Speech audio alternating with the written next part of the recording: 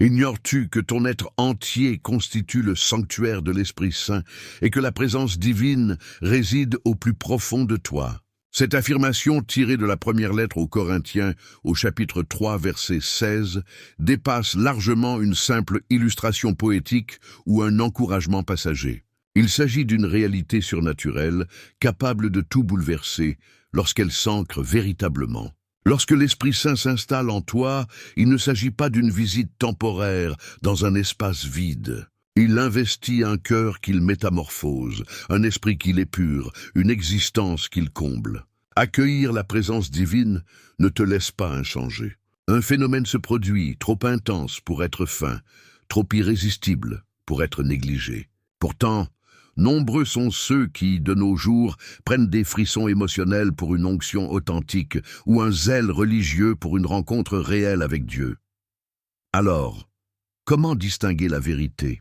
Quels indices concrets, imperceptibles mais indéniables, prouvent que l'Esprit Saint a pris demeure en toi? Cette vidéo apporte une réponse inspirée à ces interrogations, car tu vis peut-être déjà des expériences intimes, des mouvements profonds, qui ne naissent ni de ta nature humaine, ni de ta réflexion, mais de la force vivante de Dieu. Reste jusqu'au bout, une invocation puissante t'attend. Inscris-toi dès à présent sur Lumière en Christ. Si tu perçois déjà sa proximité, manifeste ton appréciation pour cette vidéo et note simplement dans les commentaires « J'aspire à l'Esprit Saint ». Ce partage pourrait t'illuminer au-delà de tes attentes. Lorsque Jésus a quitté ce monde, il n'a pas abandonné ses disciples dans le vide. Il leur a promis une compagnie éternelle, une puissance, une personne divine qui viendrait résider en eux, l'Esprit Saint. Dans l'évangile de Jean, chapitre 14, versets 16 à 17, il déclare « Je demanderai au Père, et il vous donnera un autre défenseur pour qu'il soit avec vous pour toujours, l'Esprit de vérité. Il est avec vous, et il sera en vous. » Cette assurance n'était pas limitée aux premiers disciples. Elle concerne quiconque place sa confiance en Jésus, se détourne du mal et avance dans la foi. C'est alors que l'Esprit descend, qu'il imprègne, qu'il opère. Lors de la Pentecôte, son arrivée sur les apôtres a provoqué une mutation irréversible. Des cœurs craintifs sont devenus intrépides. Des voix muettes se sont muées en proclamations inspirées. Des hommes ordinaires ont porté la flamme divine. Cette action persiste aujourd'hui. Mais dans notre époque, cette réalité est souvent atténuée. On évoque l'Esprit, on parle de Dieu, sans vivre l'expérience. Beaucoup désirent les manifestations sans chercher celui qui les accorde. Pourtant, les Écritures sont formelles. Celui qui n'a pas l'Esprit de Christ ne lui appartient pas. Romains 8, 9. L'Esprit Saint ne se limite pas à provoquer des émotions fugaces. Il s'installe pour purifier, guider, dévoiler et magnifier Jésus en toi. Cette présence déclenche des changements perceptibles dans ton âme, ton tempérament, ton ardeur intérieure. Tu ne peux pas feindre sa réalité. Soit il t'habite, soit il est absent.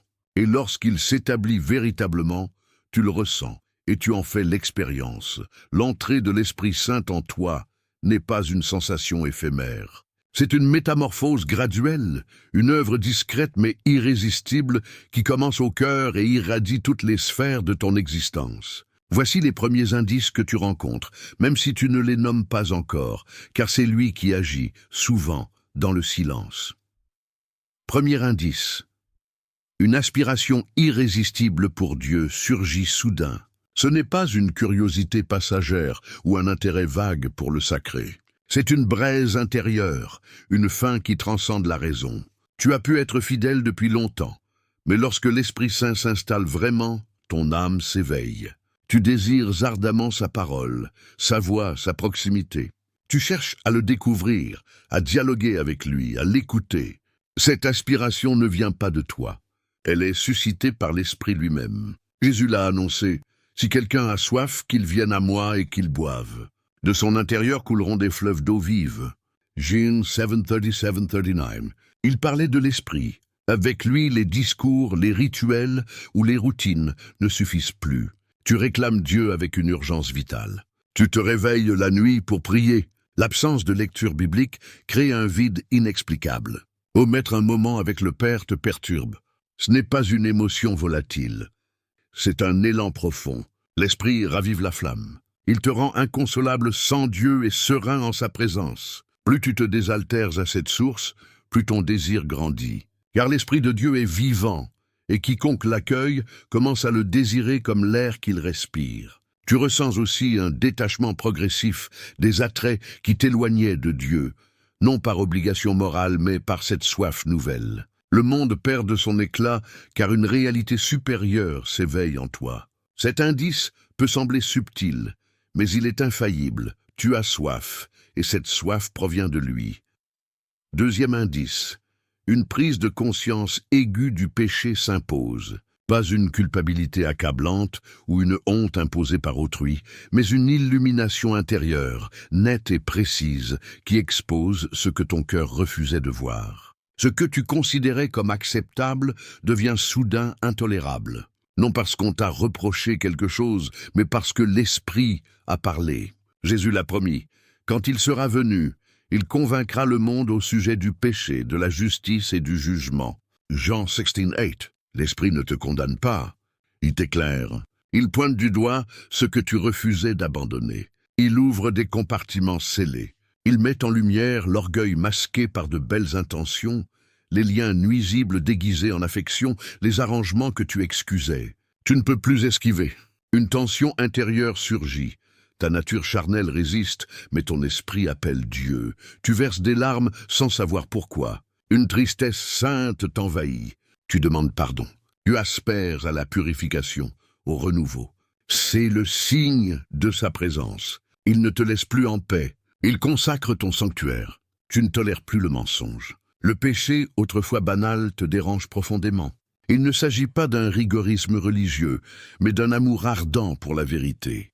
Même si cela blesse, tu en es reconnaissant, car Dieu corrige ceux qu'il chérit. Cette conviction marque le début de ta délivrance. Elle t'incite à confesser, à renoncer, à te repositionner face à Dieu, et derrière chaque faute abandonnée, une grâce nouvelle apparaît. L'Esprit te transforme par la vérité, non par la contrainte. Et cette vérité s'installe en toi.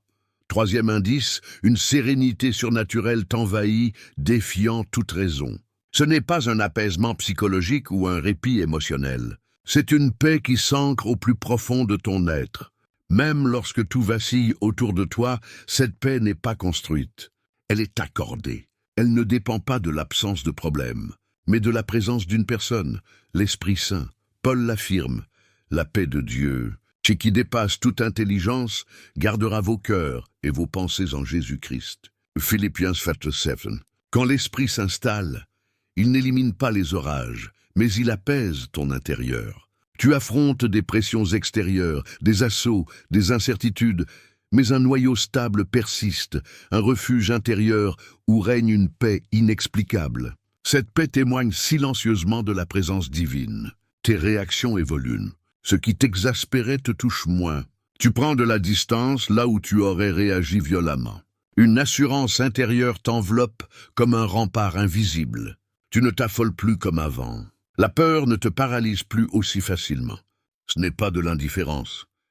C'est une solidité spirituelle. L'Esprit te transmet la paix céleste. Il t'apprend à respirer au rythme du Père. Cette paix devient une arme. Elle déstabilise l'adversaire, protège ton discernement, t'aide à entendre Dieu dans le calme. Même sans réponse immédiate, tu sais que Dieu maîtrise tout. Tu traverses la vallée de l'ombre sans trembler, car il t'accompagne. Cette paix n'est pas le fruit de tes efforts. Elle est le sceau d'une présence vivante. L'Esprit t'est entré et tu le vis. Quatrième indice, une évolution graduelle de ton tempérament s'opère. Ce n'est pas un changement imposé ou une discipline externe. C'est un fruit intérieur qui mûrit lentement. Là où tu étais impulsif, tu gagnes en patience. Là où tu étais rigide, tu deviens bienveillant. Là où tu dissimulais, tu embrasses la vérité. Cette métamorphose ne vient pas de toi, mais de l'Esprit qui œuvre en profondeur. Les Galates nous rappellent, le fruit de l'Esprit est amour, joie, paix, patience, bonté, bienveillance, fidélité, douceur, maîtrise de soi. Galates 5, 22-23. Tu ne joues pas un rôle. Tu es réellement transformé. Ton entourage le perçoit. Tes réponses changent. Ton discours s'épure. Tes pensées s'alignent. L'Esprit ne se contente pas de t'émouvoir. Il te sculpte. Il élimine l'excès. Il redresse ce qui était déformé. Il modèle ton âme à l'image de Christ. Parfois, tu résistes intérieurement, mais plus tu te livres, plus il avance. Tu refuses de fonctionner comme autrefois. Tu ne veux plus blesser, manipuler, tromper, fuir. Tu désires refléter Jésus. Même en cas de chute, l'Esprit te relève. Il ne te condamne pas, il t'enseigne. Il t'apprend à aimer, pardonner, espérer. Ce changement prouve qu'il vit en toi. Ce n'est pas une retouche superficielle. C'est une sanctification profonde. Elle te rend plus libre, plus authentique, plus humble. Tu n'as plus besoin de masque ou de faux semblants. Tu veux simplement incarner qui tu es en Christ. Tu veux simplement incarner qui tu es en Christ. Et tu sais que c'est lui, l'Esprit Saint, qui accomplit cela étape par étape, jour après jour, car il s'est installé et il est vivant. Cinquième indice, une réceptivité nouvelle à la voix divine émerge. Ce n'est pas une clameur audible ou une idée automatique, c'est une intuition douce, une orientation intérieure, une clarté sur ton chemin. Tu ne l'entends pas avec tes oreilles, mais tu la perçois dans ton esprit. C'est une pensée qui ne t'appartient pas, mais qui porte une autorité que tu reconnais instantanément. Jésus l'a dit, « Mes brebis entendent ma voix. Je les connais et elles me suivent. » John 10:27. Cette aptitude à capter Dieu n'est pas une pratique religieuse. C'est la présence de l'Esprit en toi. Il t'instruit de l'intérieur. Tu n'as plus besoin d'un enseignant, d'un chant ou d'une parole prophétique. Tu sens au fond de toi ce qu'il faut faire ou éviter. Tu reçois des avertissements subtils, des confirmations profondes, des appels spontanés. L'Esprit devient ton guide intime. Il te parle dans le silence, dans les Écritures, dans les détails quotidiens. Tu distingues ce qui vient de lui de ce qui n'en vient pas. Tu accordes plus d'importance à ta paix intérieure. Tu t'arrêtes quand une alerte résonne en toi. Je suis des impulsions qui engendrent la vie. Plus tu obéis, plus tu entends clairement. Plus tu résistes, plus sa voix s'estompe. Cette sensibilité n'est pas réservée aux prophètes. C'est l'héritage de tout enfant de Dieu. Avec l'Esprit en toi, tu vis cette communion. Tu es guidé, non plus seulement informé. Tu avances par l'Esprit et refuses de reculer. Si cela résonne en toi, note simplement en commentaire « J'aspire à entendre sa voix ». Cette phrase pourrait éveiller quelqu'un d'autre à la même aspiration. Sixième indice, une force nouvelle pour proclamer Jésus se libère. Tu peux être réservé, discret ou timide. Quand l'Esprit descend, il déchaîne en toi une audace qui transcende tes limites naturelles. Ce n'est ni arrogance ni spectacle. C'est une ardeur intérieure qui t'incite à parler au bon moment, à tendre la main quand il le faut, à apporter la lumière dans l'obscurité. Jésus l'a promis. Vous recevrez une puissance quand le Saint-Esprit viendra sur vous et vous serez mes témoins. Actes 1:8. Cette puissance ne s'exprime pas en volume ou en gestes théâtraux. Elle se manifeste dans la clarté de tes paroles, dans la conviction qui touche les cœurs, dans la capacité à aimer les égarés sans craindre le rejet. Tu découvres que ton parcours a une portée spirituelle insoupçonnée. Tu sais quand partager un verset, offrir une prière, écouter ou compatir. L'Esprit t'ouvre des occasions divines. Tu croises la bonne personne au bon instant. Tu prononces la phrase juste sans préparation. Tu réalises que ce n'est pas toi qui agis, mais lui à travers toi. Les obstacles s'effacent. La honte fait place à la compassion. La crainte du jugement cède devant l'urgence du salut. Tu ne cherches pas à persuader par la seule logique. Tu portes une onction qui atteint l'âme. Une parole aimante peut brûler plus qu'un long discours. Plus tu obéis, plus cette force grandit. L'Esprit aime couler par des canaux ouverts. Témoigner n'est pas une obligation. C'est le débordement naturel de la vie de Christ en toi. Tu ne peux pas retenir ce trésor. Il exige de se répandre. Ainsi, le royaume progresse par des vies ordinaires, animées d'une puissance extraordinaire. Si cette audace croît en toi, sache que ce n'est pas une énergie humaine. C'est le souffle de l'Esprit qui te pousse vers les âmes que le Père chérit. Septième indice, une allégresse indicible jaillit, indépendamment des circonstances. Tu as connu les joies fugaces des accomplissements, l'excitation d'un objectif atteint, la tendresse d'un moment partagé. Mais cette joie-là appartient à un autre registre. Elle émane du trône divin. Pierre l'a décrite, vous exultez d'une joie indicible et glorieuse. Pierre 1:8. Jésus l'avait annoncé, Je vous ai dit ces choses, afin que ma joie soit en vous et que votre joie soit complète. John 15:11. Quand l'Esprit habite ton cœur, il verse cette joie comme une huile fraîche sur une flamme inextinguible. Tu affrontes des épreuves, des charges, des souffrances, mais une source coule au fond de toi. Elle irrigue tout ton être sans dépendre du climat extérieur. Ta louange devient spontanée. Tu chantes en conduisant, murmures des psaumes en vaquant à tes tâches. Tu souris en te rappelant la fidélité divine. Cette joie n'est pas une évasion.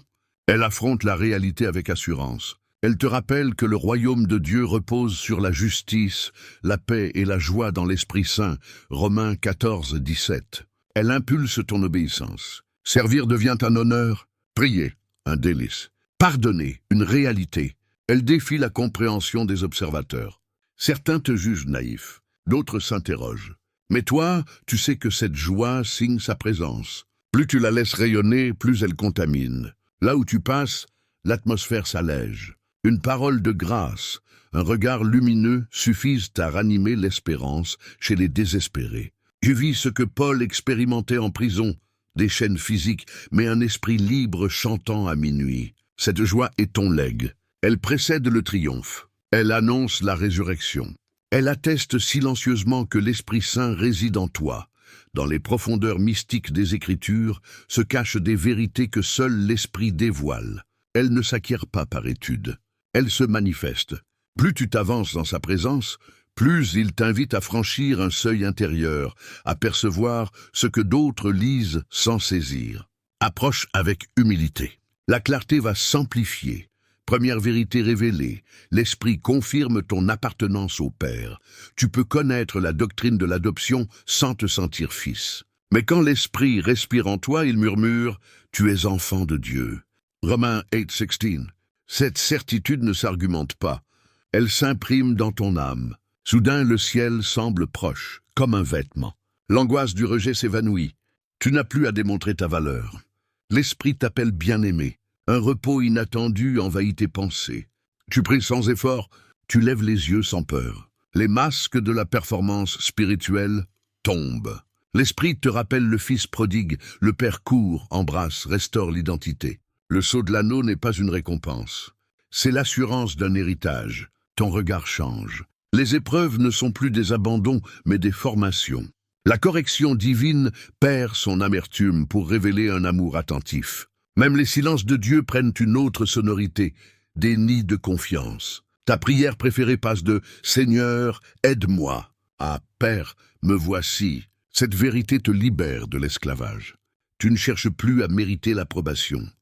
Tu célèbres la grâce reçue. Plus tu accueilles ce témoignage intérieur, plus tu avances avec assurance. Tu sais à qui tu appartiens et d'où vient ton autorité, du cœur du Père, scellé par l'Esprit vivant en toi. Deuxième vérité révélée, l'Esprit fait des Écritures un livre vivant et personnel. Tu les lisais peut-être par habitude ou intérêt. Soudain, les mots s'enflamment, vibrent, résonnent dans ton cœur. Chaque verset devient une lettre adressée à toi, chaque récit un reflet intime. C'est l'accomplissement de la promesse. L'Esprit de vérité vous conduira dans toute la vérité. Jean 16:13. L'Esprit ne commande pas. Il te met en présence de l'auteur. Tu découvres des liens inattendus. Tu comprends pourquoi un passage te bouleverse, comme s'il était écrit aujourd'hui pour ta situation. Il souligne un mot, éclaire une phrase, relie une prophétie à ton présent. Ce n'est plus un document ancien, mais un dialogue ardent. Tu lèves les yeux et sais que le ressuscité te parle.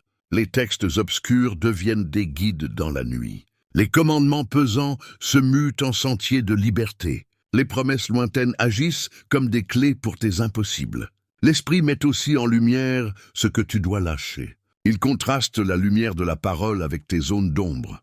Parfois, tu fermes le livre pour pleurer. Parfois, tu cours partager la nouvelle parce qu'une phrase a brisé ton indifférence.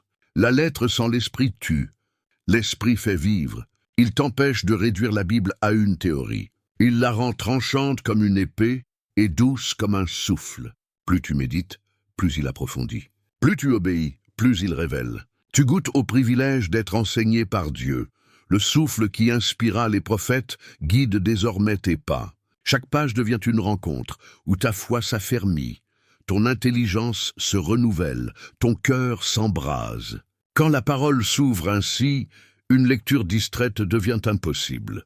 Tu te lèves chaque matin dans l'attente de sa voix et refermes la Bible avec la certitude d'avoir été modelé par une vérité éternelle. Voilà la marque d'une vie habitée par l'Esprit. Les Écritures ne sont plus apprises, elles sont révélées, absorbées, incarnées jusqu'à ce que Christ prenne forme en toi. Troisième vérité révélée, l'Esprit aiguise ton discernement spirituel pour percevoir l'invisible. Auparavant, tu jugeais selon les apparences. Un discours brillant t'impressionnait, un signe éclatant te captivait, une ambiance émotionnelle te suffisait. Mais avec l'Esprit en toi, un détecteur intérieur s'active, captant l'essence au-delà des formes. Paul écrit « L'homme spirituel discerne tout, et il n'est lui-même discerné par personne. » 1 Corinthiens 2,15. Cette faculté n'est pas une critique charnelle. C'est une sensibilité à la vérité ou au mensonge, à la vie ou à la mort, au divin ou à l'imposture. Tu entres dans un lieu et sens la paix ou la tension sans un mot.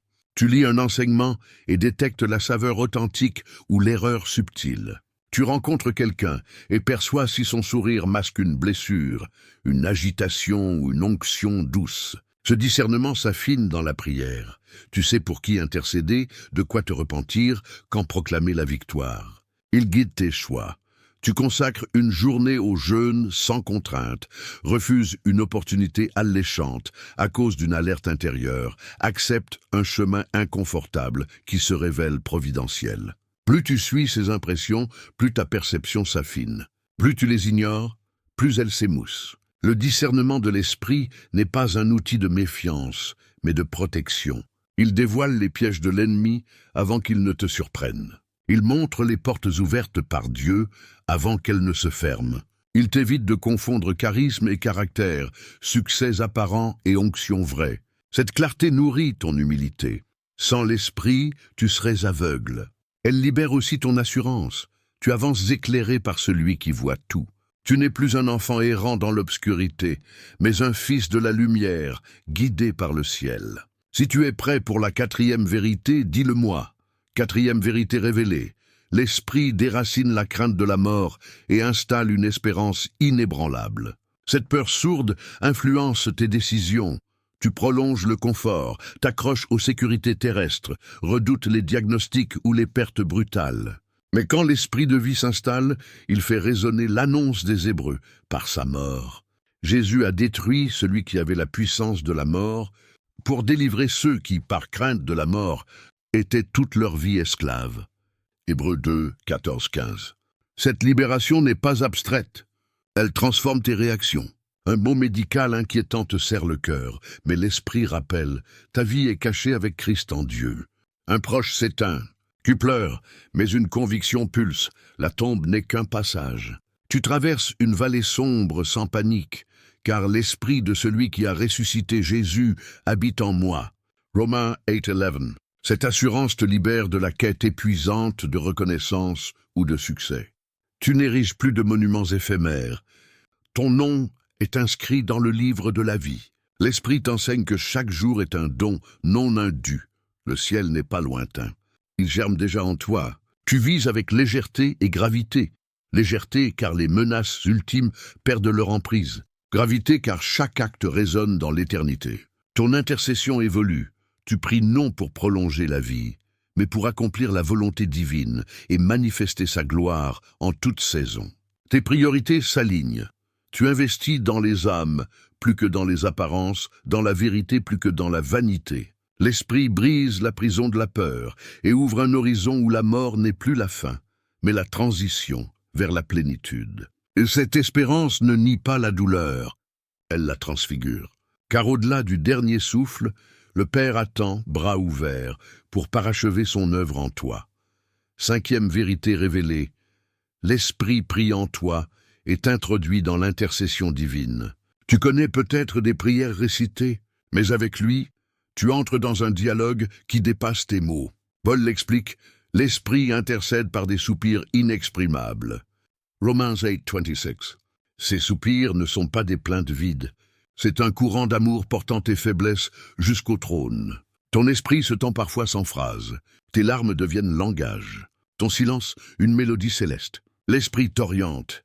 Prie pour un inconnu croisé brièvement. Veille pour une nation inconnue. Réclame la guérison d'un voisin hostile. Tes besoins personnels passent au second plan. Une compassion ardente naît pour ceux que le Père veut atteindre. Cette intercession transforme ta vision. Tu ne vois plus des crises, mais des chantiers de grâce. Prier n'est pas convaincre Dieu, mais te laisser traverser par sa volonté. Chaque fois que tu cèdes à cet élan, ciel et terre se connectent. Tu goûtes à la joie de collaborer avec l'architecte de l'histoire. Si cette révélation t'illumine, partage cette vidéo pour qu'un autre découvre la puissance de l'intercession de l'Esprit et note en commentaire « Je me tiens dans la brèche ». 6e vérité révélée. L'Esprit active des dons spirituels pour édifier le corps de Christ et manifester la sagesse céleste au-delà de tes capacités. Tu découvres une facilité nouvelle à encourager, prophétiser, guérir, discerner.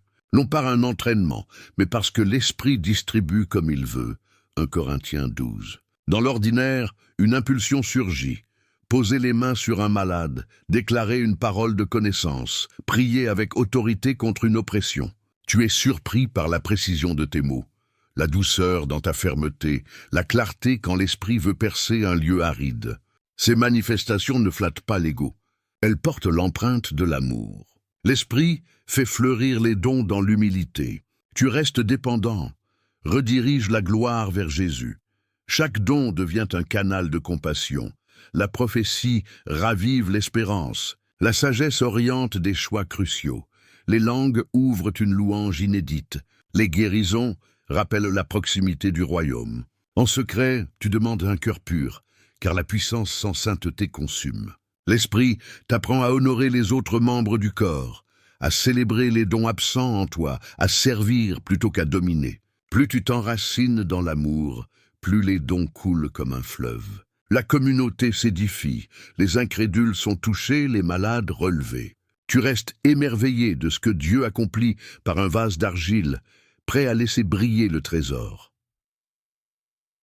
7e vérité révélée, l'Esprit grave en toi la suprématie de Jésus et fait de l'adoration ton souffle vital. Auparavant, tu chantais sans vibrer, priais sans t'émerveiller, invoquais Christ comme une formule. Désormais, chaque syllabe résonne comme un appel tendre. Paul l'affirme, nul ne peut dire « Jésus est Seigneur » si ce n'est par l'Esprit Saint. 1 Corinthiens 2:3. L'Esprit ne tolère plus les idoles subtiles, ambition, vanité, tradition, liens toxiques. Il élève le Fils au centre, oriente ton cœur vers le trône, transforme tes tâches en offrandes. Adorer n'est plus un moment liturgique, c'est une posture permanente. Respirer, travailler, marcher, souffrir deviennent des actes d'hommage quand l'Esprit irrigue tout. Ta voix intérieure répète que ton nom soit sanctifié, non par devoir mais par un feu d'amour. Les vrais adorateurs adorent en esprit et en vérité. Jean 4:23. L'Esprit t'enseigne la vérité. Christ est Seigneur. Dans la cuisine, la chambre secrète, les trajets ou au cimetière, tu élèves des autels invisibles. Tes larmes, rires, silences deviennent encens. Les combats spirituels changent. Tu ne luttes plus pour une victoire, mais tu tiens la position de celui qui sait que Jésus règne. Plus tu le proclames, plus l'atmosphère se purifie, les chaînes tombent, la confusion recule, la joie s'amplifie. Ce n'est pas toi qui produis l'adoration. L'Esprit l'insuffle et modèle en toi l'image du Fils de gloire en gloire. Quand cette vérité te saisit, une piété de surface devient impossible. Toute ta vie se mue en une liturgie fluide, où chaque battement de cœur clame « À toi la couronne pour toujours ». Ton cœur a accueilli ces révélations, mais la lumière ne fructifie que par l'action. Voici les gestes concrets que l'Esprit t'invite à poser. Chaque pas, humble mais déterminé, ouvre un espace où la grâce opère et te conforme à l'image de Christ. Consacre ton emploi du temps. Réserve-lui la première part de chaque journée. Lève-toi avant l'aube, ouvre les psaumes, laisse une prière spontanée jaillir. Cette offrande déplace ton centre. Tu réponds d'abord au ciel, non au monde. Jésus le faisait. Très tôt, alors qu'il faisait encore nuit, il se leva, sortit et alla dans un lieu désert pour prier. Mark 1:35. L'esprit utilise ces instants pour déposer des orientations, apaiser tes nuits agitées, te revêtir d'autorité. Protège ce rendez-vous comme un trésor. Éteins les écrans, ferme la porte, informe ton entourage.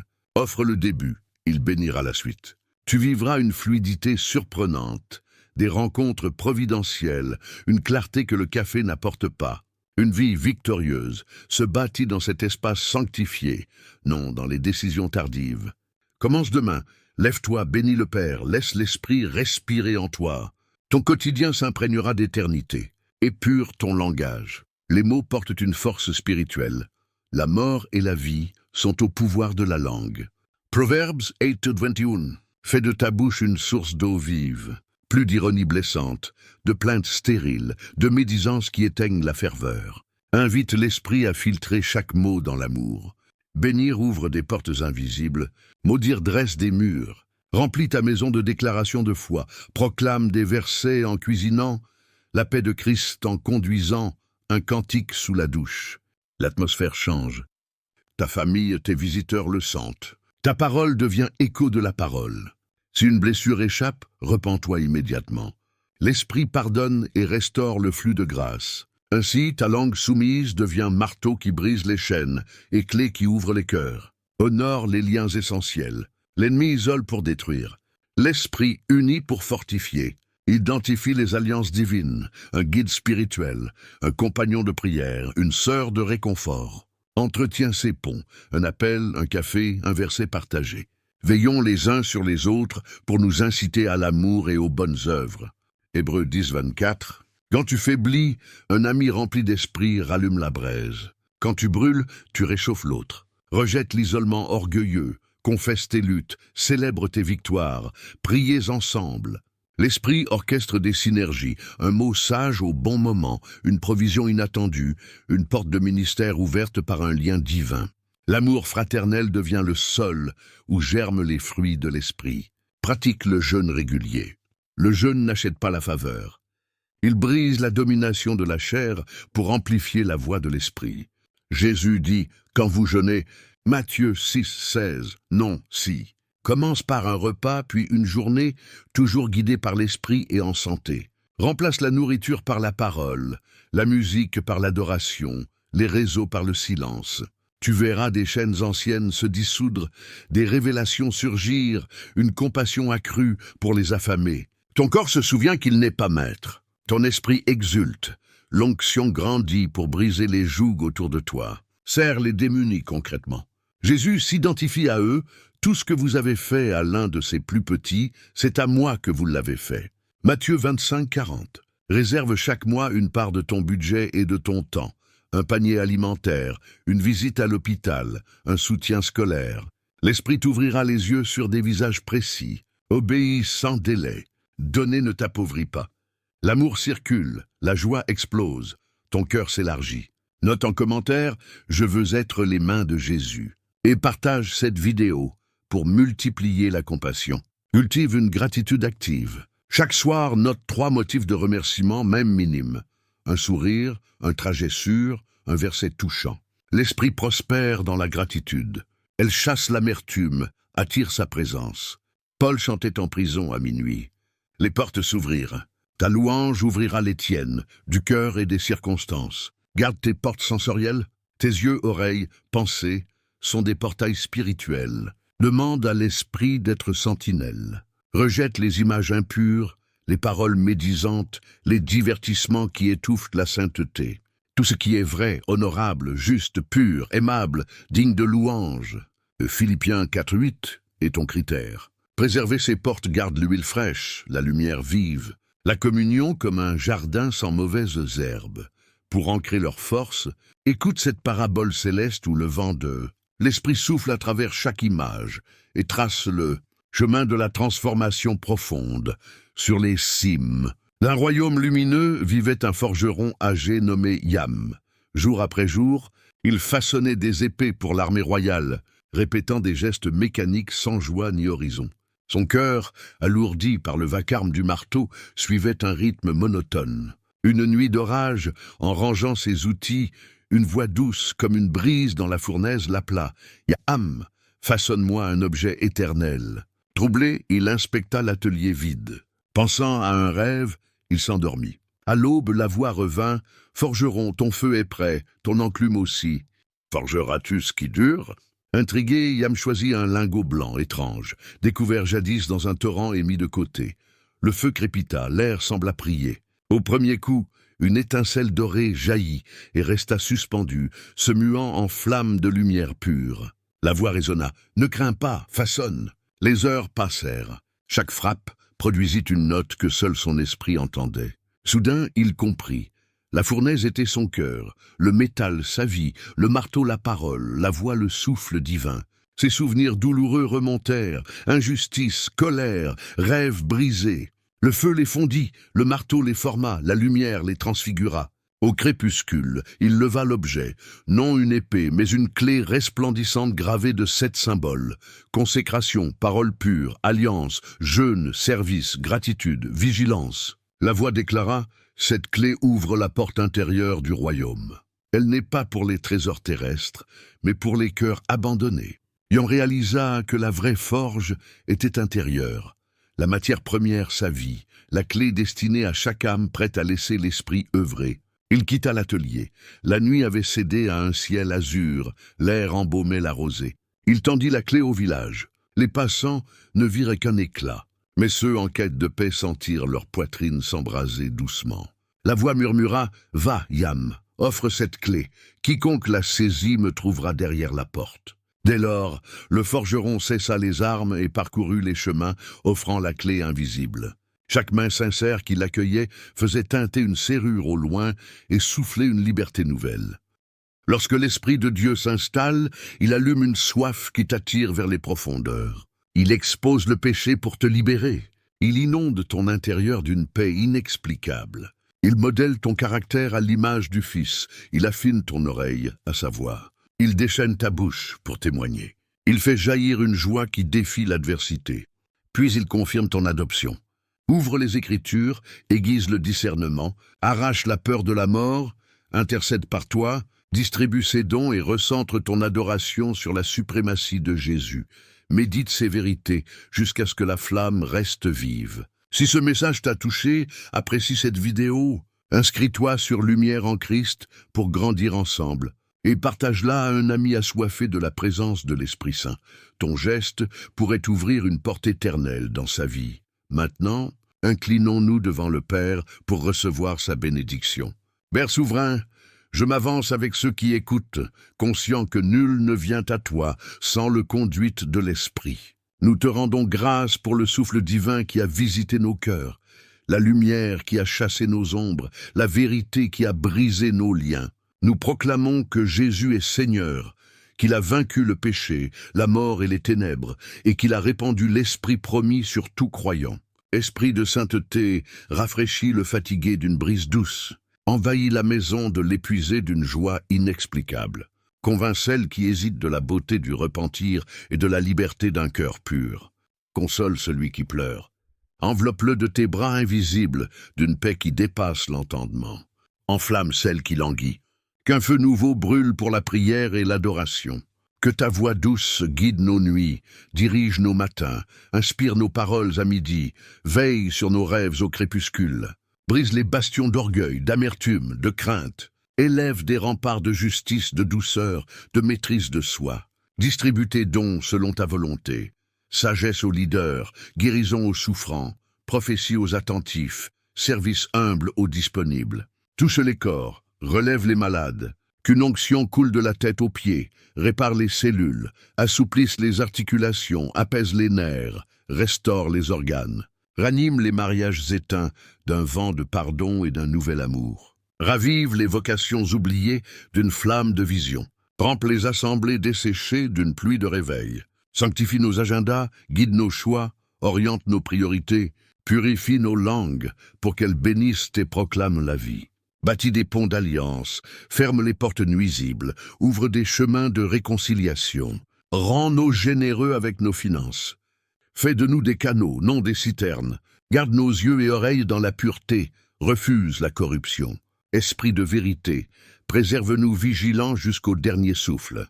Que la crainte de la mort soit engloutie par l'espérance de la résurrection.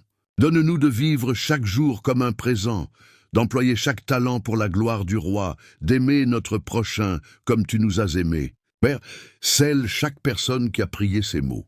Pose sur son front la lumière du royaume. Mets dans ses mains la clé confiée au forgeron Yam. Qu'elle ouvre les portes rouillées, libère les captifs, proclame l'année de ta faveur. Et que Jésus seul soit exalté maintenant et à jamais. Amen. Si cette prière a réchauffé ton cœur, note en commentaire.